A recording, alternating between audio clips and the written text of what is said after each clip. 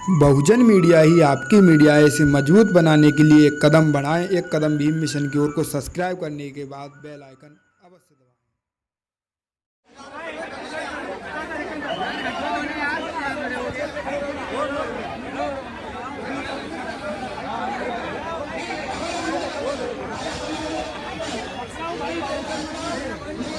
लोकतंत्र बनाया, संविधान बनाया और दुनिया में भारत को सम्मान दिया। जिस संविधान को बनाने के लिए यहाँ के उस समय के नेता दुनिया में घूम रहे थे, तो दुनिया में रहने वाले लोगों ने कहा कि आपके यहाँ एक ऐसी शख्सियत है, आपके यहाँ एक ऐसा विद्वान व्यक्ति है, वो चाहे तो दुनिया का संविधान लिख दे।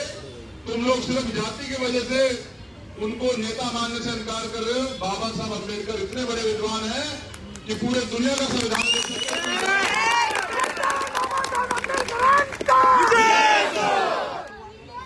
तो बाबा साहब ने संविधान लिखा और संविधान ने हमें अधिकार दिए, और भारत में रहने वाले अंतिम व्यक्ति को, चाहे वो किसी जाति का हो, धर्म का हो, मजहब का हो, उसको समता, समानता, बंधुत्व, भाईचारे का संदेश दिया।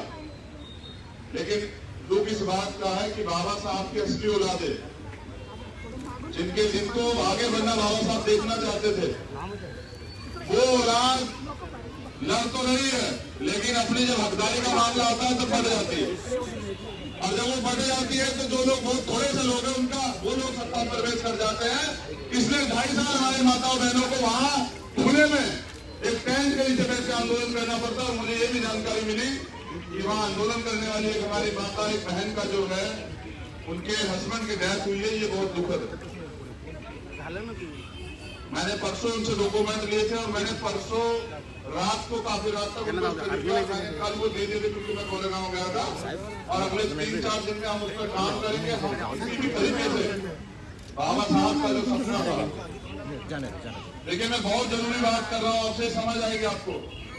बाबा साहब ने संविधान में बराबरी के अधिकार दिए, लेकिन बाबा साहब ने यह भी कहा कि संविधान से सामाजिक परिवर्तन तो हो जाएगा, लेकिन जब तक आर्थिक परिवर्तन नहीं होगा, जब तक इस देश की धरती का, धन का राष्ट्रीयकरण नहीं होगा और वो बराबरी के अधिकार पे हमारे लोगों में नहीं बांटी जाएगी, तब तक हमारे लोग गरीबी नहीं दूर होगी। आज मैं जब मुंबई में घूम रहा था तो मैंने देखा कि एक खोली में 3-3 परिवार रहते हैं। और कैसे कैसे वो सोते हैं, कैसे कैसे वो अपना समय पास कर रहे हैं। ये कोई जीवन नहीं है। और हम इस देश में जहां सबको बराबरी का अधिकार और सम्मान से रहने का अधिकार है, उसमें हम इनमें क्यों रहें? क्योंकि सरकारों के एजेंडे में हम पे आते नहीं है। ये सरकार अपने मतलब के हिसाब से में यूज करती है। जब तक चुनाव नहीं होते तब तक ये हमें तमाम तरह के वादे करते, तरह तरह के हमसे जो है लुभावनी बातें करते, तमाम तरह के जो है हमको लालच दिए जाते हैं। जैसे चुनाव खत्म हो जाता है तो इनके एजेंडे में से 5 साल के लिए हम लोग खत्म हो जाते हैं। मुझे खुशी इस बात की होती है कि अम्बेडकरवादी मूवमेंट अगर पूरे देश में कहीं है, दुनिया में कहीं है, जिसमें जितनी हिस्सेदारी महिलाओं पुरुषों की है, उससे ज्यादा हिस्सेदारी हमारी बहनों की, हमारी माताओं की है, हमारी महिलाओं की है। तो बाबा साहब के सपने को अगर कहीं सबसे मजबूती ज्यादा मिल रही है तो वो यहाँ मिल रही है। लेकिन वहीं जहां हम इस देश में, महाराष्ट्र में तो अम्बेडकरवादी मूवमेंट के लोग बाबा साहब के सपने को सबसे पहले पूरा करते। मुझे दुख के साथ कहना पड़ रहा है कि यहाँ हम सबसे पिछड़े, यहाँ हमारा राजनीतिक वजूद ही नहीं है, यहाँ हम किसी चैनल में फिट होते ही नहीं है। और मुझे लगता है कि अगर ये ज्यादा दिन चला तो हमें हर एक चीज के लिए सरकार से और इन लोगों से हाथ फैलाने पड़ेगा। और मैं ये नहीं चाहता कि बाबा साहब डॉक्टर भीमराव अम्बेडकर का जो खून है वो किसी के आगे हाथ फैलाए। हम लोग यहाँ गुलामी करने के लिए पैदा नहीं हुए। वो गुलामी का जीवन काट चुके हैं बाबा साहब अम्बेडकर। अगर अब भी हम यहाँ गुलामी का जीवन व्यतीत करते हैं तो इसमें दोष हमारा है। आप समझते हैं, एक बाबा साहब अम्बेडकर और पूरी ब्राह्मणवादी मनुवादी व्यवस्था, और एक बाबा साहब अम्बेडकर को नहीं रोक पाई। लेकिन उनके साथ उनका संकल्प था, उनका समर्पण था, उनका कम्युनिटी के प्रति जो उन्होंने कमिटमेंट किया था वो था, और इस देश से जो उनका प्यार था, समर्पण था वो था। क्या हमारे लोगों में समर्पण की भावना कम हो गई है? क्या हमारे लोगों में समर्पण की भावना खत्म हो गई है? क्या हमारे लोगों में बाबा साहब के त्याग बलिदान संघर्ष को भुलाने की भावना ज्यादा मजबूती से पैदा हो गई है, या उनके त्याग बलिदान संघर्ष को आगे बढ़ाने की भूमि जो हमारी अभिलाषा है वो खत्म हो गई? ये हमें सोचना पड़ेगा। जय भीम के हम लोग नारे लगाते हैं, बहुत अच्छी बात है, लेकिन जय भीम, असली जय भीम तब होगा जब इस देश में रहने वाले अंतिम व्यक्ति को भी बराबर के अधिकार मिलेंगे, जब उसका जीवन भी ऐसा होगा जैसे यहाँ अडानी अंबानी का जीवन है। अगर ऐसा नहीं होता है तो ये आजादी अधूरी, और मैं इस आजादी को आजादी नहीं मानता। जब तक ये नहीं होगा हमारा संघर्ष देश में जारी रहेगा, चाहे ये संघर्ष आज से और हमारे जीवन के अंतिम समय तक चले। लेकिन मुझे महाराज से जो प्यार मिलता है ना, जो एनर्जी मिलती है, उसे मैं पूरी पिछली बार के जाने के बाद और अब भी मैं उसे सारे लोगों के बीच भेजता हूं, उसको डिलीवर करता हूं। ये कहता हूं कि अगर सीखना है तो महाराज से सीखो कि कैसे अम्बेडकरवादी मूवमेंट जो है घर घर तक है, हमारे बच्चों के, हमारी माताओं के, बहनों के, हमारे बुजुर्गों के दिलों में है। लेकिन अगर मैं ये कहूं कि अगर सीखना हो कि कैसे अपने लोग मिलकर सत्ता में नहीं आ सकते, ये भी महाराज से सीखे कि कैसे हमारे लोग दूसरों का झंडा उठा के दूसरों को नेता बनाते रहेंगे, और एक समय वो आएगा कि फिर अपने काम के लिए उनके आगे हाथ फैलाते रहेंगे। क्या कभी मांगने वाला समाज जो लोग खड़े पूरी ईमानदारी से बताया नौजवान, क्या कभी मांगने वाले लोग शासक बन सकते हैं? क्या तुम्हारे अंदर कोई कमी है क्या कि तुम शासक नहीं बन सकते हो?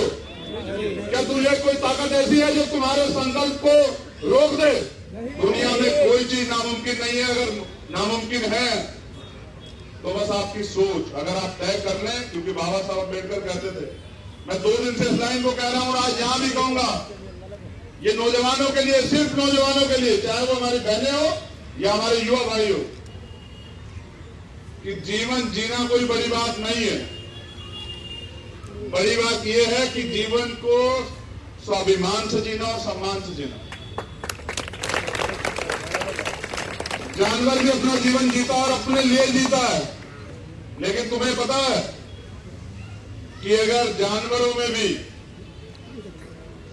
जिनको फीमेल कहा जाता है, जिनको पशुओं में भी मां का बाँ जिनको कहा जाता है, जो इनसे जो जननी होती है, वो भी अपने हिस्से का जो है ना, अपने हिस्से का खाना अपने बच्चों के लिए छोड़ती है, अपने आप गीले में रहती है, अपने बच्चों को सूखे में रहती। तो ऐसी माओ को, ऐसी बहनों को और इस समाज की नारी को क्यों ना हम लोग सलाम करें, क्यों ना सलूट करें, क्यों ना उनका अभिनंदन करें, क्यों ना साधुवाद करें। और उनको, क्योंकि मां सावित्रीबाई फुले तो थी जिन्होंने इतना अपमान सह के भी हमें पढ़ने की तरफ प्रेरित किया। वो राष्ट्रपिता ज्योतिबा फुले तो थे जिन्होंने उस समय में अपने परिवार के खिलाफ जाके इस आंदोलन को आगे बढ़ाया और 18 स्कूल खोले।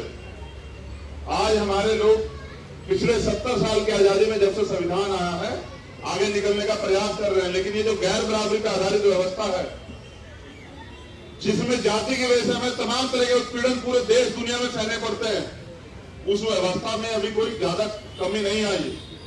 वो व्यवस्था आज लोग ये कहने लगे हैं, आज एक तो सत्य हुआ है, महाराष्ट्र का तो मुझे नहीं पता, लेकिन पूरे देश में एक कामयाबी तो मिली है कि पहले शेड्यूल कास्ट के लोगों को, शेड्यूल ट्राइब के लोगों को का सामाजिक बहिष्कार हो जाता था। पढ़ा है आपने, सुना है कभी?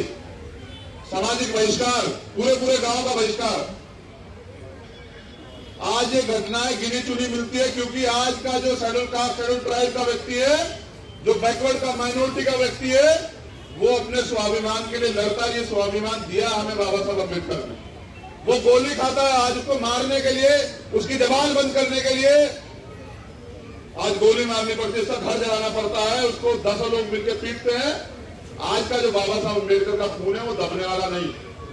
ये भी एक सत्य है कि जिस चीज को जितना दबाया जाएगा वो उतनी तेजी से उभार लेगी। और मैं लिख के देता हूं कि बाबा साहब अम्बेडकर ये कह के गए थे कि 21वीं सदी हमारी, किसकी 21वीं सदी? हमारी है। और उन्होंने कहा जाओ अपनी घर की दीवारों पे लिख दो कि हमें इस देश का शासक बनना है। मेरा निवेदन है कि चेक करो कि आपने अपनी घर की दीवारों पे लिखा। लिखेंगे अभी, सही बात है। अभी क्या है, लिखते क्या है, लिखते ये है कि सुबह उठ के जाना है, रोजगार करके लाना, रोटी की व्यवस्था करनी। देखो ये वो देश है जिसमें तन ढकने पे टैक्स लगता था, जिसमें अच्छे कपड़े पहनने पे, सुनने पे, घूमने पे तमाम तरह से हमें ये मांग सहना पड़ता था। लेकिन हम भूखे पेट रह सकते, लेकिन स्वाभिमान से समझौता नहीं कर सकते। मैं ये कहना चाहता हूं कि जाओ अपनी घर की दीवारों पे दोबारा से लिखो, नौजवान लिखे, इस जवानी का क्या फायदा जो इस समाज की गुलामी को ना काट पाए। फिर हम बाबा साहब के कैसे खून है।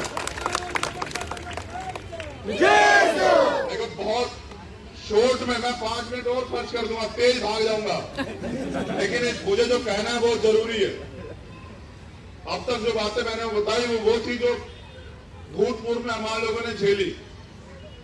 लेकिन मैं नौजवानों से कहना चाहता हूं कि संघर्षों के साए में घनघोर जवानी पलती है और इतिहास उधर झुक जाता है जिसे और जवानी चलती है। समझ रहे हो? अगर जीते जी हम लोग बाबा साहब अम्बेडकर के मिशन को पूरा ना कर पाए तो हमारा जीना बेकार, बर्बाद। और अगर जीते जी हम बाबा साहब अम्बेडकर के मिशन को पूरा करते तो मैं तुम्हें कह देना चाहता हूं, बाबा साहब अम्बेडकर ने कहा था कि जो कौम अपना इतिहास नहीं जानती वो कभी इतिहास नहीं लिख सकती। अगर आप चाहते हैं कि आप इतिहास लिखें तो आपको इतिहास पढ़ना पड़ेगा। और इतिहास ये है, इतिहास हमें बल देता है, बताता है कि हमारा दोस्त कौन है, दुश्मन कौन है, कौन हमारे अधिकारों को छीने बैठा और किसको हमें सांस लेना और किसके खिलाफ खड़ा होना है। मुझे आज मेरे एक साथी ने कहा गाड़ी में कि जिन लोगों में करुणा नहीं है ना, वो यही खड़ा है जिसने कहा कि जिन लोगों में करुणा नहीं होती ना अपनों के प्रति, वो मिशन मूवमेंट नहीं चला सकते, वो अपने लोगों से लड़ते हैं। और जिन लोगों में अपने लोगों के प्रति करुणा होती है, प्यार होते हैं, वो दूसरों से लड़ते हैं। हम कब तक अपनी व्यक्तिगत लड़ाई लड़ते रहेंगे? मिशन मूवमेंट को जो बाबा साहब अम्बेडकर 4 बच्चे कुर्बानी देने के बाद छोड़ के गए, इसको कौन चलाएगा? क्या कोई दूसरा चलाने के लिए आएगा? आप खुद से सवाल करो, क्या इस देश में जिन लोगों को आज भी काले रंग से परहेज है वो आपको सम्मान कभी दे पाएंगे क्या? ये जब धारावी की धारा ये है ना, कौन से धारावी की चर्चा हुई ना, काला मूवी है, पूरी दुनिया ने देखा कि कैसे जो है मुंबई संघर्ष करती है। वो सिर्फ मूवी नहीं थी, मूवी जो है कहीं ना कहीं उसमें इतिहास जुड़ा होता है। हमारे लोगों ने ऐसा संघर्ष किया होगा, बलिदान दिया होगा। अब लड़ाई बहुत महत्वपूर्ण है। एक तरफ वो व्यवस्था है जो हमारे अधिकारों को कुचल देना चाहती है, और एक तरफ वो व्यवस्था है जो इस देश में रहने वाले अंतिम व्यक्ति को बराबर का अधिकार देती है, और वो है बाबा साहब अम्बेडकर की अम्बेडकरवादी व्यवस्था, अम्बेडकरवादी मिशन, अम्बेडकरवादी मूवमेंट। और मैं मानता हूं और मैं चाहता भी हूं कि पूरी दुनिया में महाराष्ट्र का डंका जो है, अभी तो मुंबई को आर्थिक राजधानी कहा जाता है, मैं वो दिन देखना चाहता हूं कि जिस दिन मुंबई को बाबा साहब की राजधानी कहा जाए।